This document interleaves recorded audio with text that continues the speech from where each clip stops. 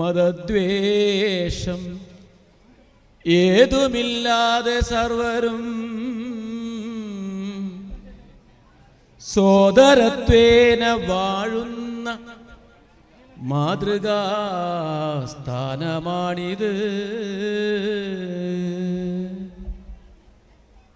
മാതൃകാപരമായി പ്രവർത്തിക്കുന്ന ഈ വിദ്യാലയത്തിൻ്റെ വാർഷികാഘോഷ പരിപാടികൾക്ക് ഹൃദയം നിറഞ്ഞ അഭിവാദ്യങ്ങൾ അർപ്പിക്കുന്നു.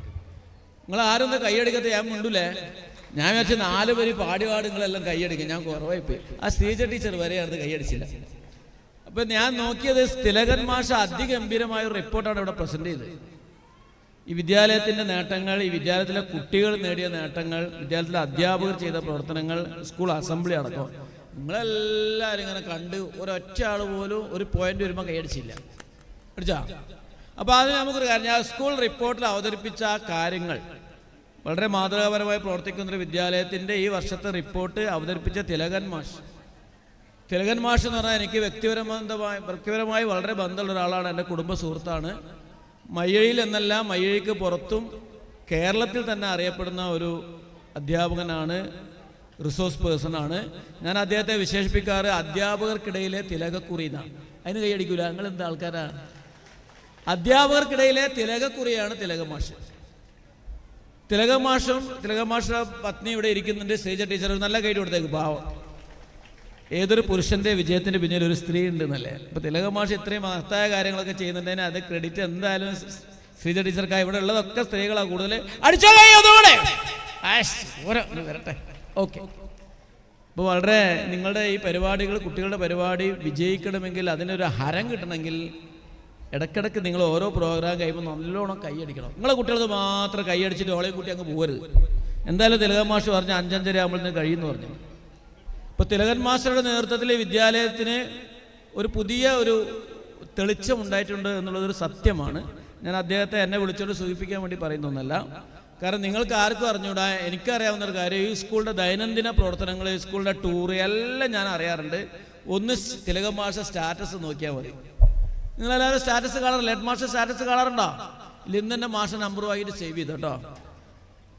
സ്റ്റാറ്റസിൽ കാണാം ഈ സ്കൂളിൽ നടക്കുന്ന all activities from LKG to 10th standard.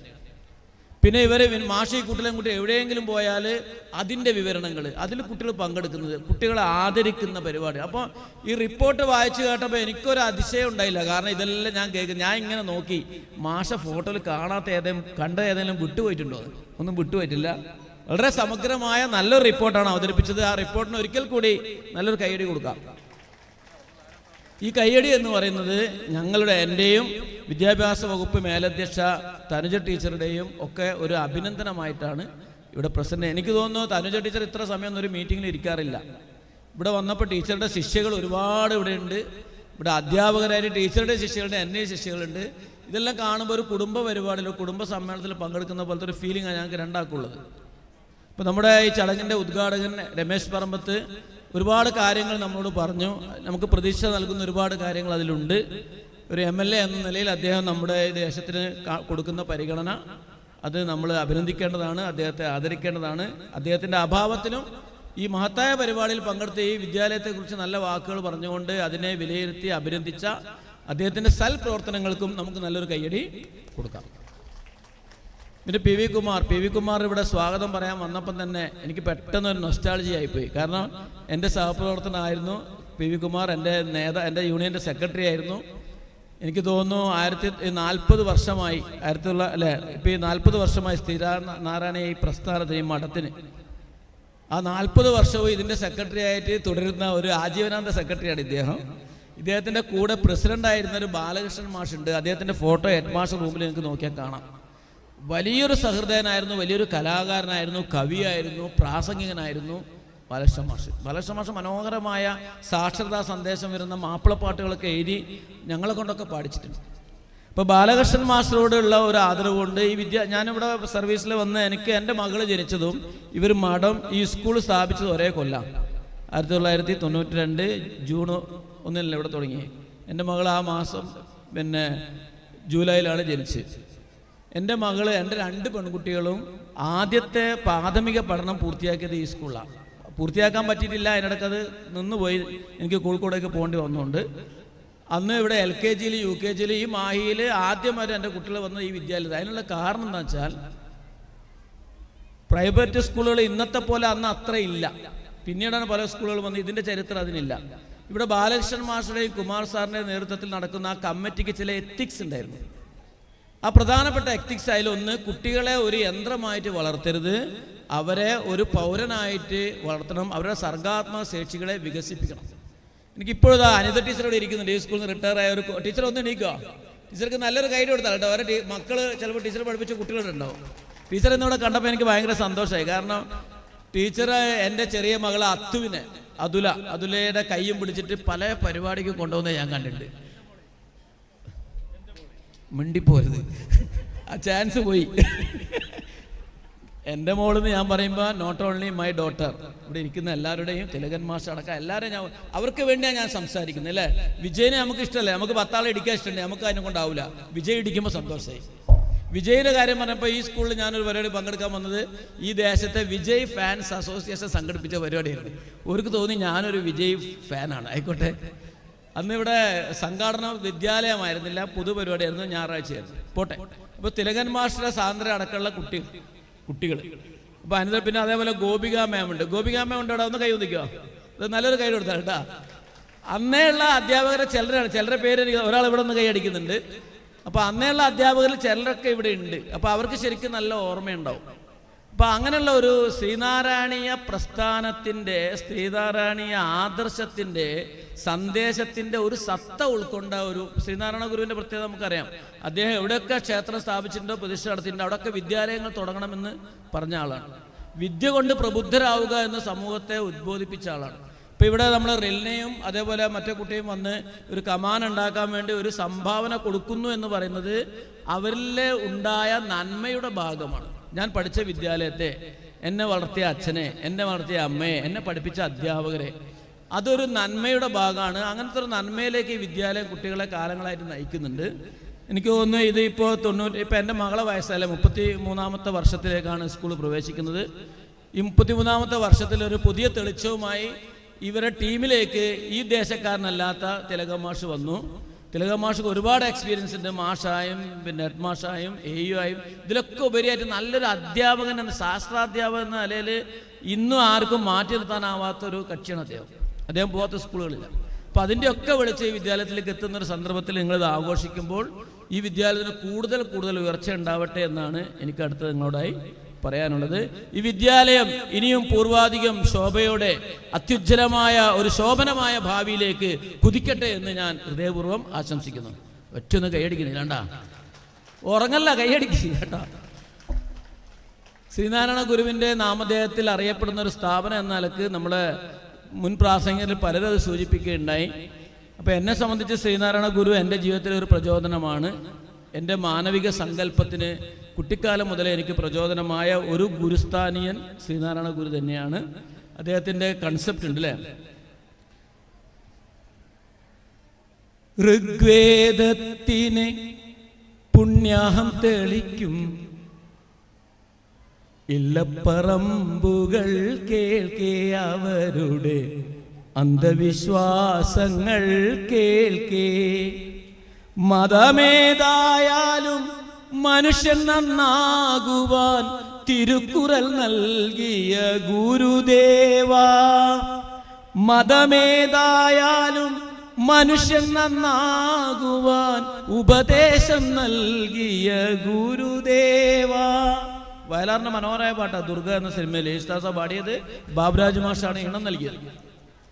ഇപ്പൊ മതമേതായാലും മനുഷ്യൻ നന്നാവുക. ഇന്നുതാ ഈ പ്രസന്റ് നിമിഷത്തിൽ ഈ ലോകത്തിലെ എല്ലാ പ്രശ്നം തീരാൻ ഒരൊറ്റ മുദ്രാവാക്യം പോരെ. നിങ്ങൾക്ക് ഏത് മതത്തിലും വിശ്വസിക്കാം, ഏത് ആചാരവും നിങ്ങൾക്ക് പിന്തുടരാം, ഏത് അനുഷ്ഠാനവും നിങ്ങൾക്ക് പിന്തുടരാം. പക്ഷെ നിങ്ങൾ നല്ലൊരു മനസ്സിന്റെ ഉടമയായിരിക്കണമെന്നാണ്. അത് എല്ലാ മതങ്ങളും അതൊക്കെ തന്നെയാണ് പറയുന്നത്. പക്ഷെ അതിനെ ഒരു ഗുരുസ്ഥാനത്ത് നിന്ന് നമ്മളെ കേരളത്തിലെ ജനങ്ങളെ ഒന്നിച്ചു ചേർക്കാനുള്ള വലിയൊരു സന്ദേശമായ ആ സന്ദേശത്തിന് ഇന്നും പ്രസക്തിയുണ്ട്. ശരിയല്ലേ? നിങ്ങളെല്ലാം മതവിശ്വാസികളല്ലേ? മതവിശ്വാസികളൊന്ന് കയർത്തിയട്ടെ. ആരുമില്ല? ആരും അമ്പലത്തിൽ പോയില്ല, പള്ളിയിൽ പോയില്ല. കാളമാരും മക്കൾ കയ്യുയർത്തിക്ക് പേടിക്കേണ്ട, ഞങ്ങൾ കളിയാക്കൊന്നുമില്ല. മതവിശ്വാസികൾ നന്നാവണമെങ്കിൽ മനസ്സ് നന്നാവണം. എന്ത് നന്നാവണം അല്ലേ? നിങ്ങളെ കുപ്പായം നന്നാക്കാൻ, നിങ്ങളെ കണ്ണ് നന്നാക്കാൻ, നിങ്ങളെ മുടി നന്നാക്കാൻ, നിങ്ങളെ തൊലി നന്നാക്കാൻ എല്ലാം മാർക്കറ്റിൽ സാധനമുണ്ട്. മനസ്സ് നന്നാക്കാൻ ഒരു സാധനം ഞാൻ ഇതുവരെ പരസ്യത്തിൽ കണ്ടില്ല. എന്താ സഞ്ജയൻ്റെ ഒരു കഥയിലെറ്റാ കണ്ട്. മനസ്സ് നന്നാക്കാൻ അങ്ങനെ ഒരു ഉപകരണവും നാട്ടിലല്ല, ഒരു കോസ്മെറ്റിക്കും നാട്ടിലല്ല. മനസ്സ് നന്നാക്കാൻ നമുക്ക് ഒറ്റയ്ക്ക് കഴിയും. അതിനാണ് NSSന്റെ കുട്ടികൾ പാടുക. കൈമുട്ടണേ, എല്ലാവരും കൈമുട്ടണേ.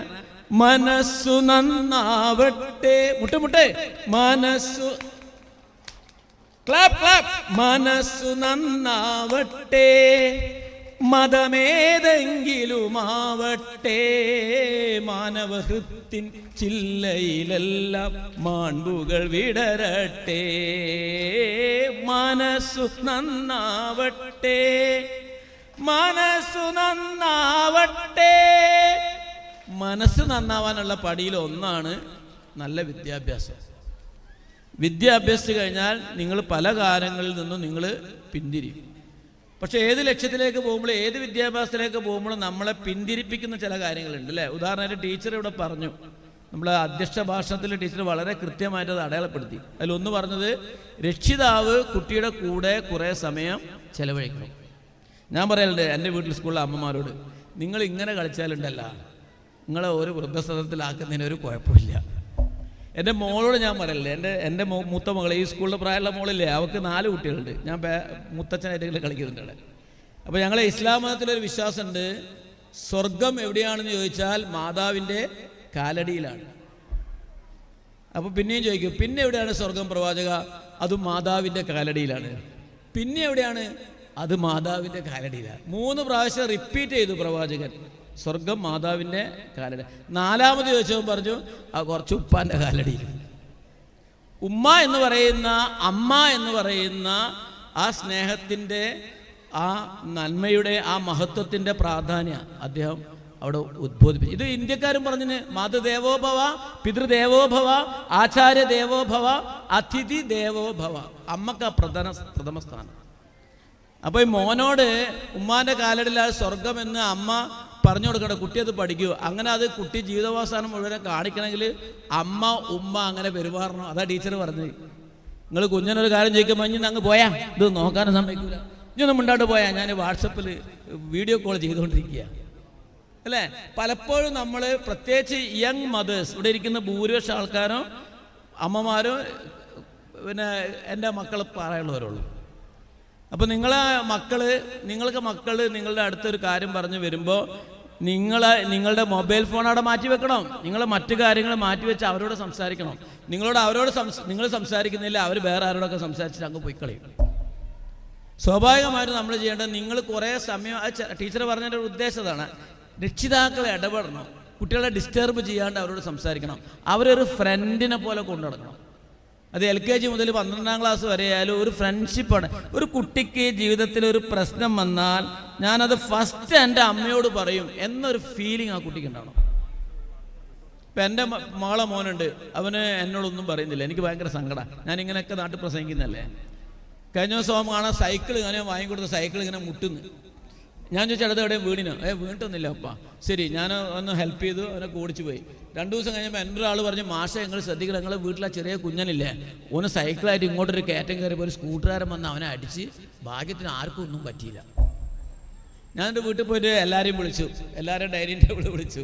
ഞാൻ ഇതെന്താ കാര്യം, ഇത് എന്നോട് പറഞ്ഞില്ലല്ലോ, നിങ്ങളോട് ആരോടും പറഞ്ഞില്ലല്ലോ. അവനൊന്നും പറ്റാത്ത ഭാഗ്യം. പറ്റിയാൽ എന്തായാലും നാട്ടുകാരെ നമ്മൾ അറിയിക്കും, ഹോസ്പിറ്റലിൽ കൊണ്ടുപോകണം, പൈസ എല്ലാം അടയ്ക്കണ്ടേ.